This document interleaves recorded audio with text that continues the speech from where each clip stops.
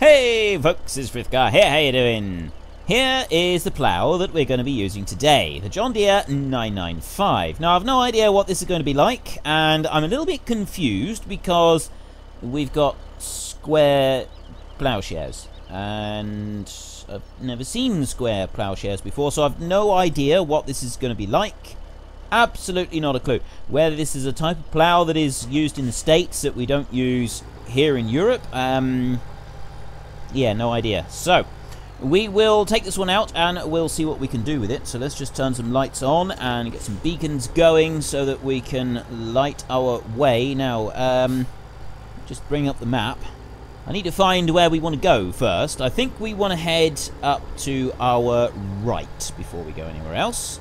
And that is... no, we don't want to go up to our right. Actually, we want to go to our left, don't we? We want to go in here. Just want to go straight in across this bit, and this is where we want to join fields together. So my question for this week is, what tractor brand would you like me to use when we get to South America? What would you like me to use for everything that we do when we get to South America, if at all possible? Now, I mean every single type of machine that I can buy from that brand, I will. But before I commit to that, I will point out that I will prioritize the new DLC. So anything from the new DLC will take priority. So the Stara, the Case, the Massey Ferguson stuff from there will take priority. But after that, what machine would you like me to use? What brand would you like me to get everything in? Would you like it to be Case, like this bad boy right here? Would you like it to be New Holland, like the other bad boy that we've recently purchased? Would you like it to be Deutz? Would you like it to be John Deere? Or would you like it to be Massey Ferguson? It's your vote, it's your game. Head into the comment section down below, let us know which one you want and why. And of course, don't forget to actually cast your vote in the top right hand corner. Now then, if we just... I just want to get the light just right on this one so that we can take a look at it while it unfolds. So if we put the sunlight onto it, and then we can take a look. So the options are, we got the normal allow create fields, but we need to unfold the plough first. So let's see what that does first. That just... I see. So that just swings it over to the side like that. But we've still got these square ploughshares. Now, I've never seen this before. Why square? What is that going to do exactly? I can't see that that's going to turn the ground over or anything. Is that just the... you know, the animation, what it looks like on here, the model, the way it's made? Or is that an actual thing? Someone please enlighten me. I suspect that this is something from the States and not from here. Well, it's definitely not from here in the UK. But yeah, is this something from the States? Is this something that is quite common where you are in the States? Anybody? Or is it not? Is this something that's rather unusual instead? So there doesn't seem to be any other options. I mean, if I lift it, can we turn the plough? Oh, you can. I see. So you can turn it one way and you can turn it the other way, so that it does in fact have a reverse sort of option. So it is a reversible plough. It just doesn't turn over the same way that ours would. So yeah, this is quite an interesting design. I'd certainly give it that. There's definitely some interest in how this thing works. So let's allow create fields and lower it down. I don't know what it would be like for going around a corner. I know that here in the UK, with a standard plough, you can go round a corner to a certain extent. You can't do it massively, but you can at least get round corners. So it is ploughing. I mean, it's at least doing that in the game, but whether this is a real-life thing that would work very well or not, I genuinely don't know. Never having encountered a plough like this before, I really couldn't say. I've got no idea. We'll just carry on up through this way like this, and then we'll flip it over at the other end. We've got to do a mark around that tree there. We've got this great tree and boulder in the way, so if I lift it now, and I'll bring it across. I don't really want to go too close to that tree, but I mean, it's already fairly close on both sides of the field. So if I bring it to, I would say about that point would be, I can't see that there'd be anything wrong with there. So if we go there and we go, it might actually be a little bit too close.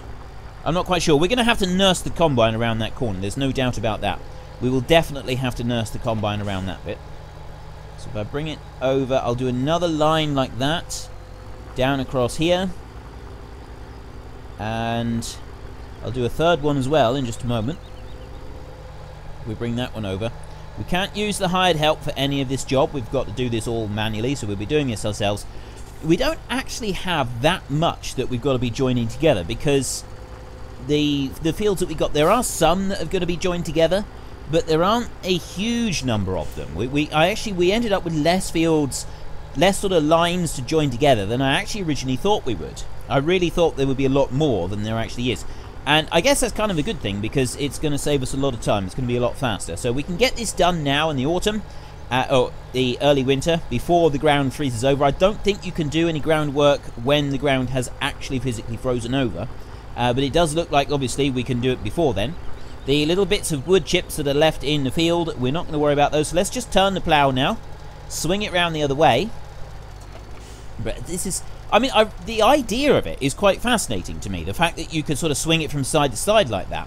And I'm guessing if you had quite a light soil, it could work. But I can't see that this would work in something like a heavy clay soil or something like that. I just can't see that it would be effective in any way. You're not going to move enough ground to be able to get it to work. Now, would it actually physically turn the soil over? I mean, I guess it would, but you still got the curled over plowshares, so you still got that aspect of it. It is curved, and so because of the angle of it, it's still going to be sliding through and pushing the earth over. But it's the whole square approach, whereas with a standard plow, it's not square like that, is it? It doesn't have a square nose. It's pointed, and it easily digs into the ground. And if you take a look, let's just climb off the tractor a minute and just take a quick look at these plowshares. So that there digs into the ground and pulls it up over, and I'm guessing... I mean, yeah, I could see that this would work, I guess. It is a little bit different. It's definitely a bit different. I don't know how well it would dig in. Maybe this is... I mean, is it for, like, a shallower plough? Would you not sort of have this dig in quite so far as our standard ploughs? I mean, with our ploughs, you'd be expecting it to go into the ground anywhere from... I mean, 6 inches is a very shallow plough. 6 inches is very shallow. You go anywhere from 8 to 12 inches, really. I would say, yeah, I mean, 8 to 12 inches you'd expect, and I know people that will plough at 14 inches deep, which is, it is a deep furrow, mind.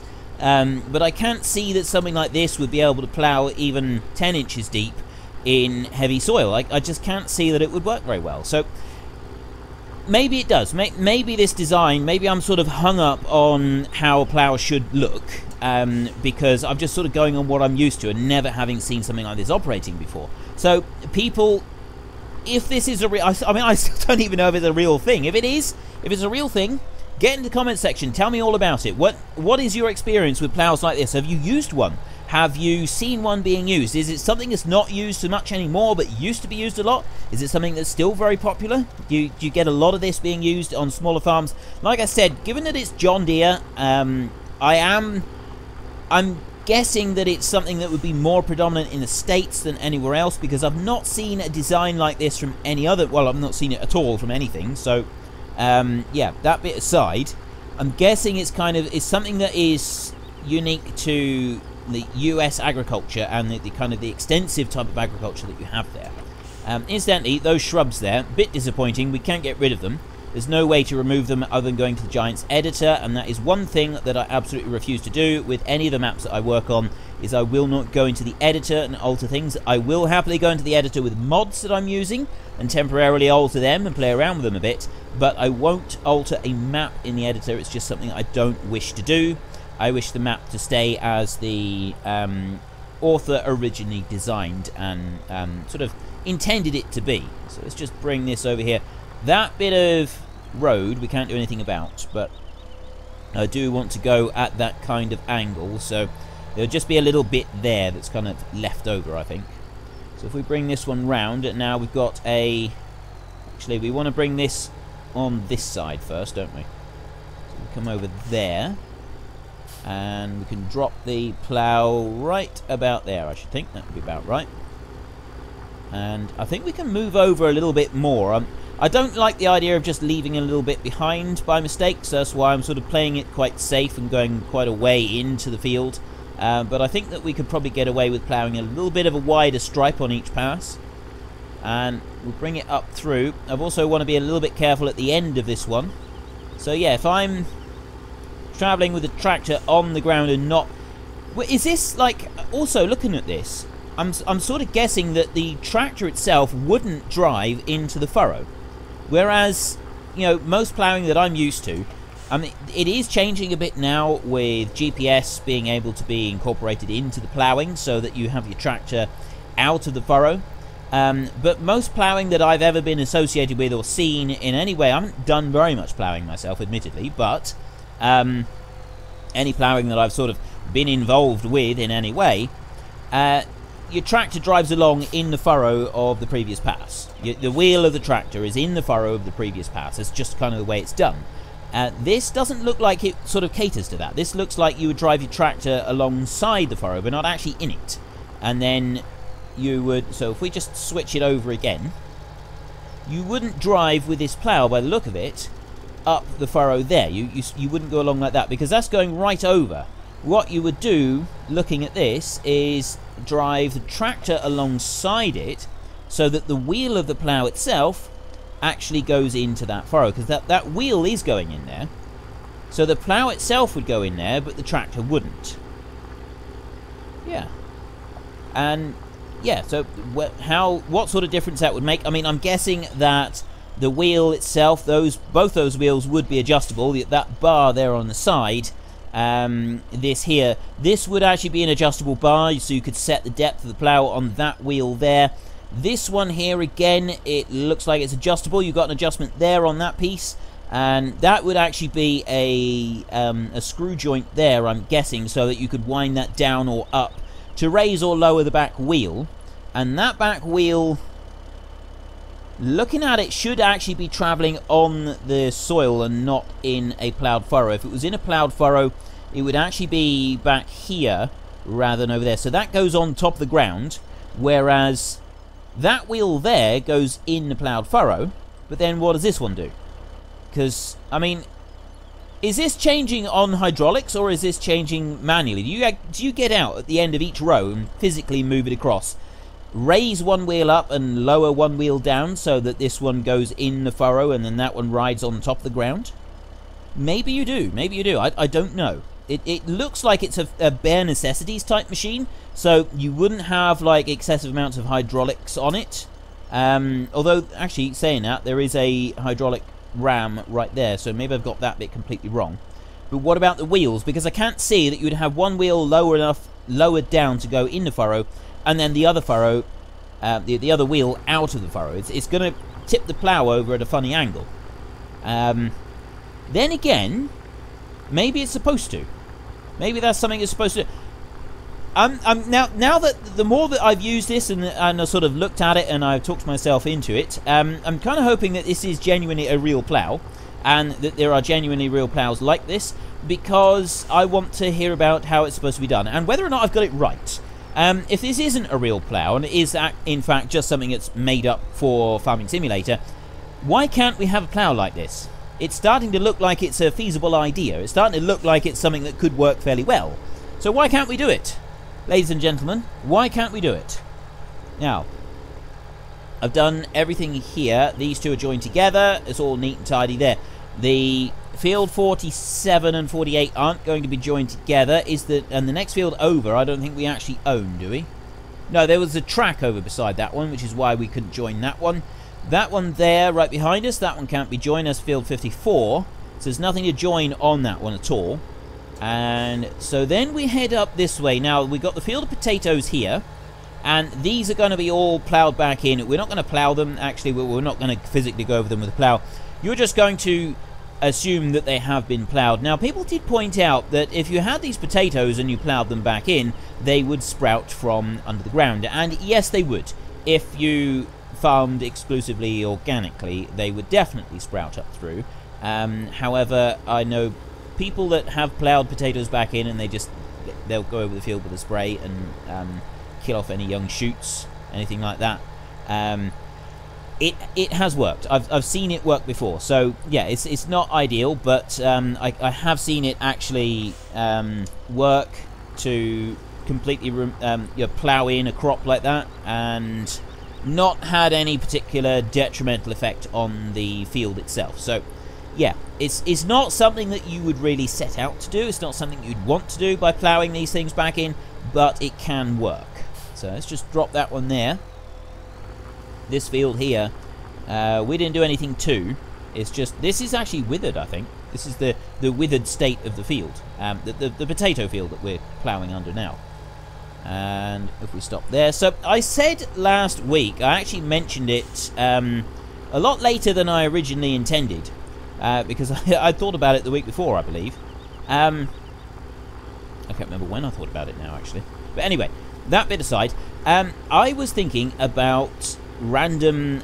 Now, I said random disasters, but I don't think that is the right word. I don't think we should be focusing on the word disasters here. I think it should be random events. I do a random event generator at the beginning of each episode, which will most likely just involve me rolling a dice behind the camera here, or behind the scenes here, as I don't have it on camera, and it would probably be easier if I just did it like that. So I roll a dice, and we get a random event. Now, I will write up an idea of a list of random events that we could use, and they will include 6 different things that could happen for machinery, 6 different things that could happen for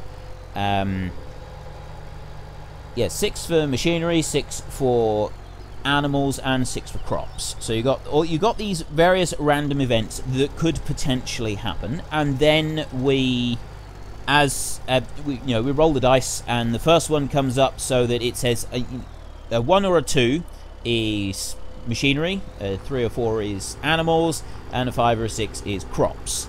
And then we shake the dice again after having decided if it's animals, machinery, or crops, and we see what happens. So we could receive a bonus for selling some crops.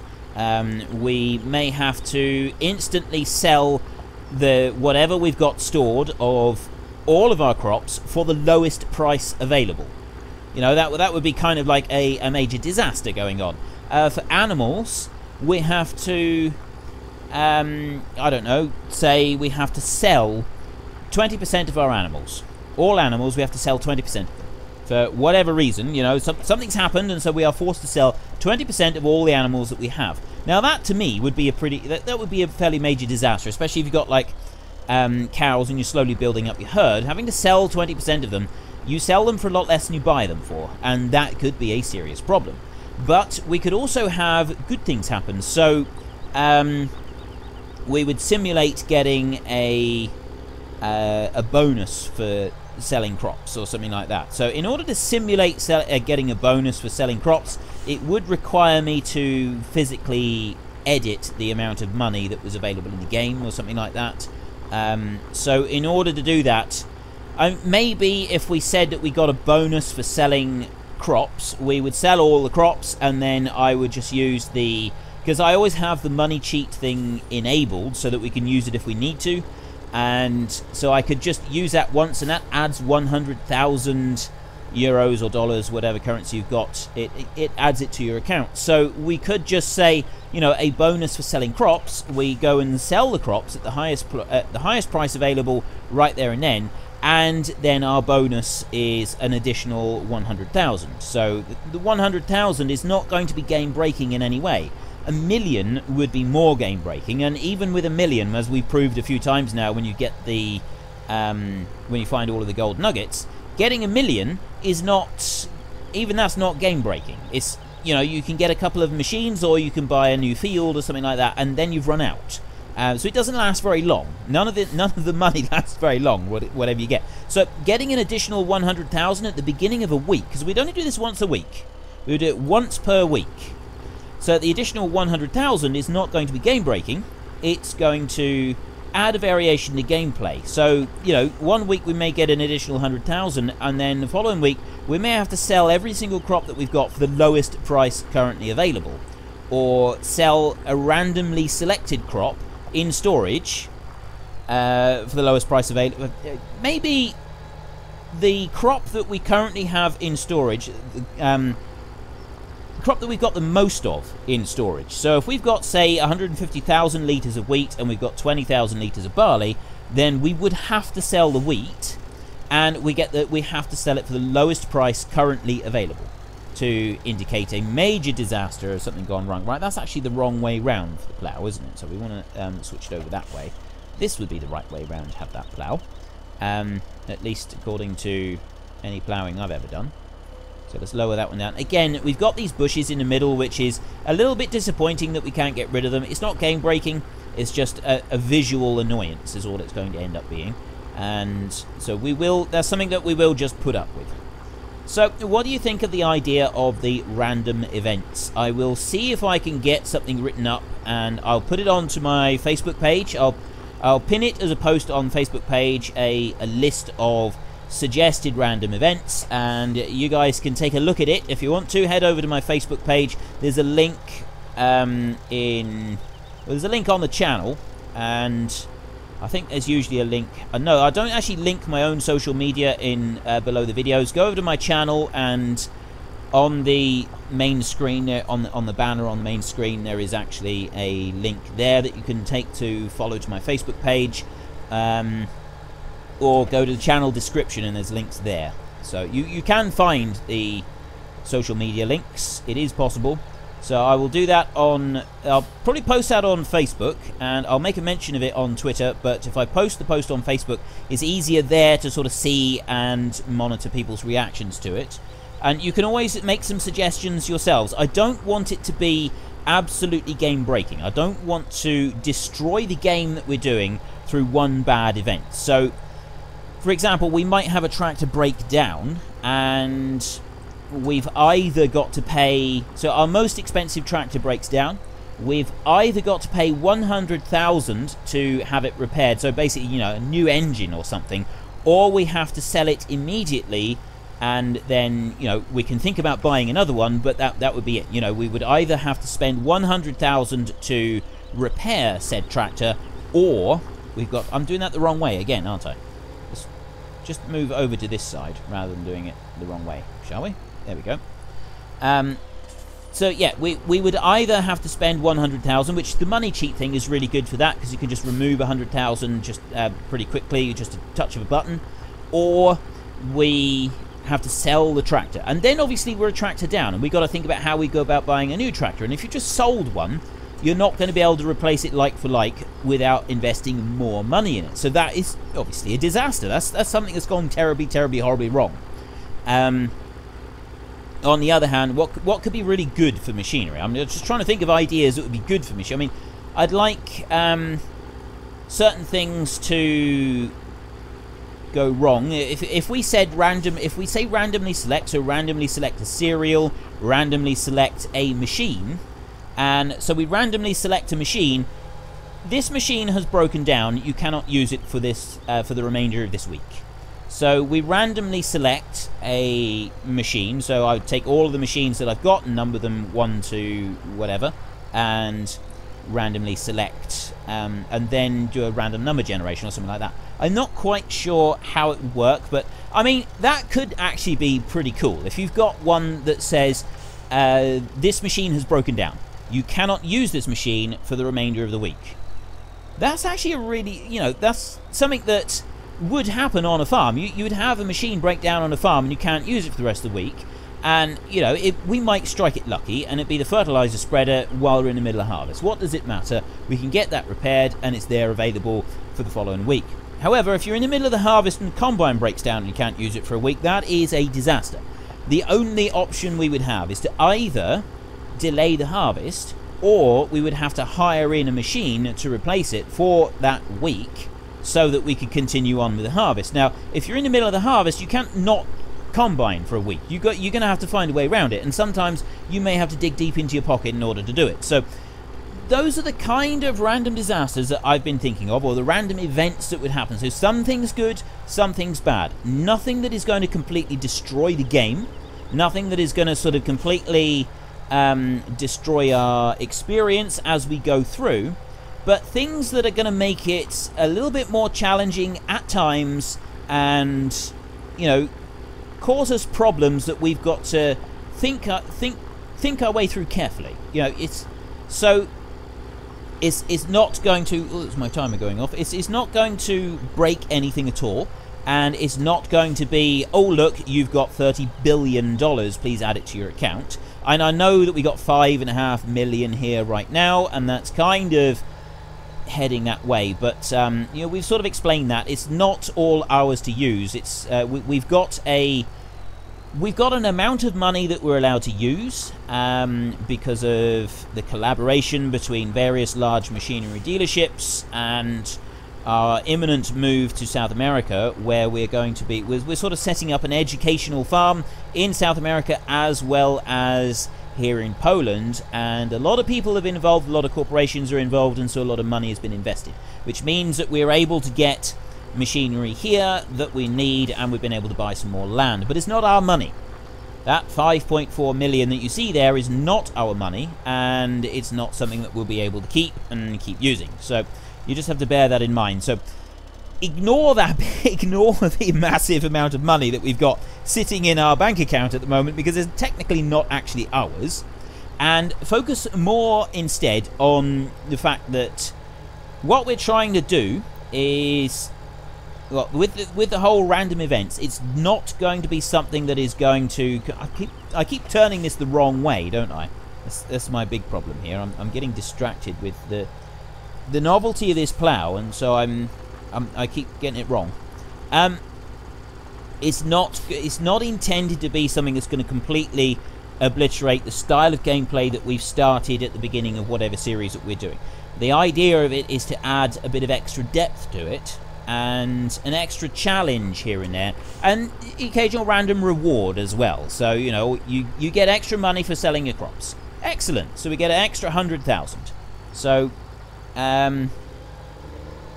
just bring that up through there. I don't do things on camera. I don't have a webcam that I can do anything with. Otherwise, I would actually do the whole dice roll thing on camera.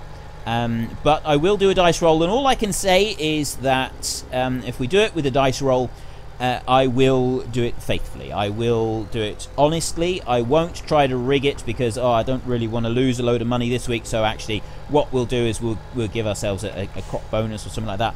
That's not going to happen. I will just roll the dice and we'll take whatever is thrown up at us.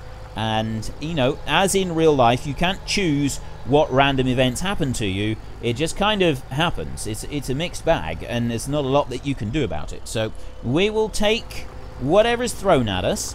What I would like is some ideas for different events that we could do. I'm hoping to actually start this when we start in South America. I think this is something that would be really cool.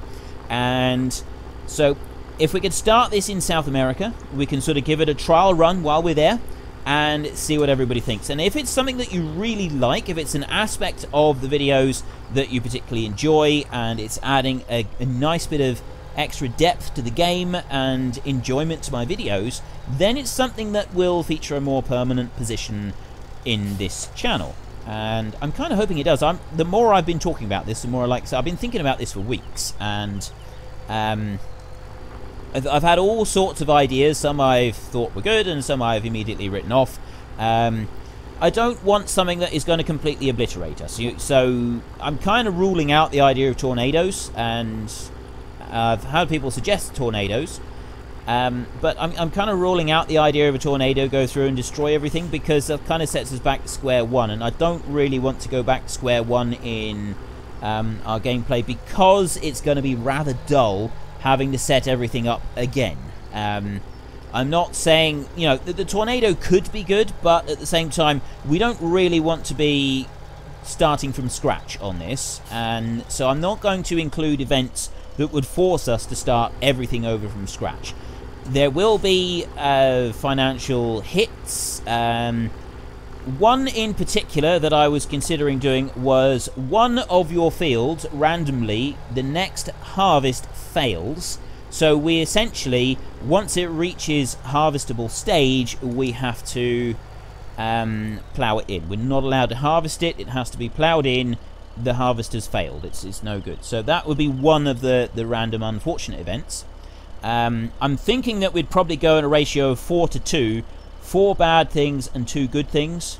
So, because really the good things that I can think of I can't actually think of that many good things that would be easy to implement in this game. That's kind of the issue, is getting them implemented in the game and trying to figure out how they would work effectively with the game and with the mechanics of the game. So what would we do?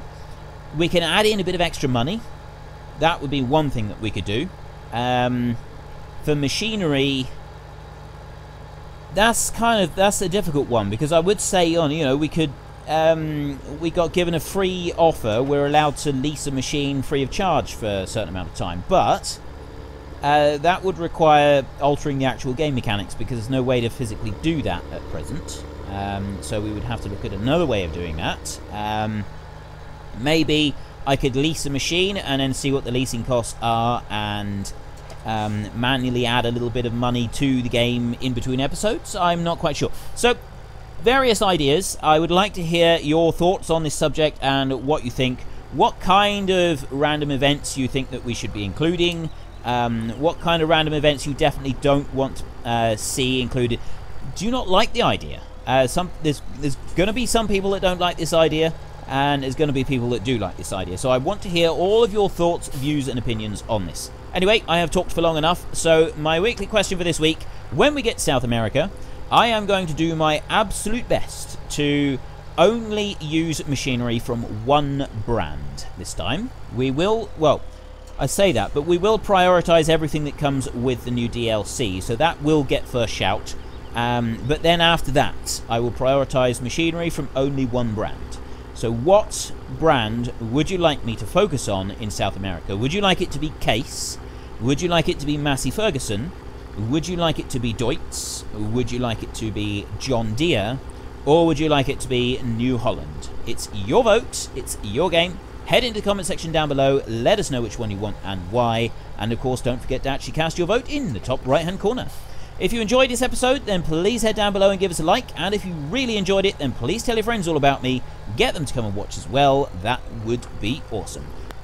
Right, that's that little bit finished down there. We've got this big field here to join together. And we've also got a few bits and pieces around these fields here to join together. Which shouldn't take too long. I'm going to get started on that now, and we'll do a bit more at the beginning of tomorrow's episode. But until next time, thank you very much for watching. This is Frithgar. Goodbye, and see you later.